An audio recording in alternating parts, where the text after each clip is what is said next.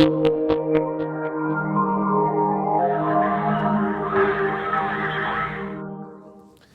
the MTBC is an organization that came about as a number of community leaders, originally in the telecom sector, but led by Texas Instruments back in the early 80s.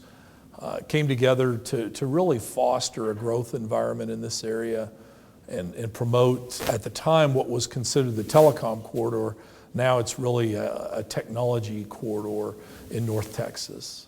I think that the big evolution over that time was it was very telecom driven up through the 90s.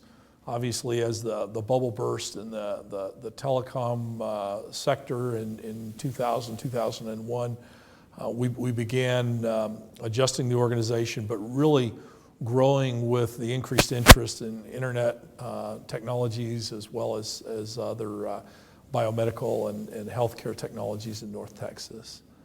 So I would say probably the biggest thing is the diversity of our members has grown from what used to be a large number of telecom equipment providers and carriers to now including many ICTs and other technology companies, as well as a number of smaller and medium-sized businesses and also startup businesses. So, what we see, again, this area was founded when you had, Texas Instrument, in the 70s, create their headquarters. And then you had a number of large telecom carrier suppliers like Fujitsu, like Nortel Networks, that came into the area, MCI Communications, prior to the acquisition of Verizon or WorldCom.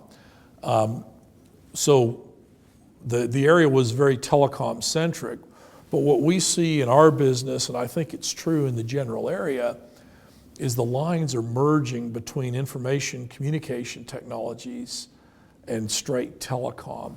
So, 20 years ago, a digital switch provided a point-to-point connection for that line phone, and as we started moving to wireless, things became I think much more prevalent, to where everybody has a phone now, not just the household. And as data technologies evolved, what we've seen is that telecom technologies are more applications based than they are, proprietary, and that's brought in a host of opportunities for business growth for people providing those applications that reside in the network. And at the same time, they're extending and enabling, other industries like healthcare and automation and education, and there's a myriad of opportunities.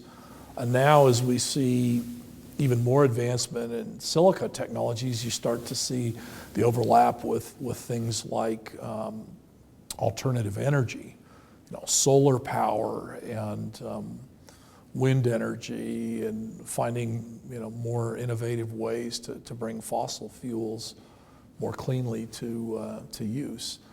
So we're interested in promoting all of these things because at the essence they're technology based.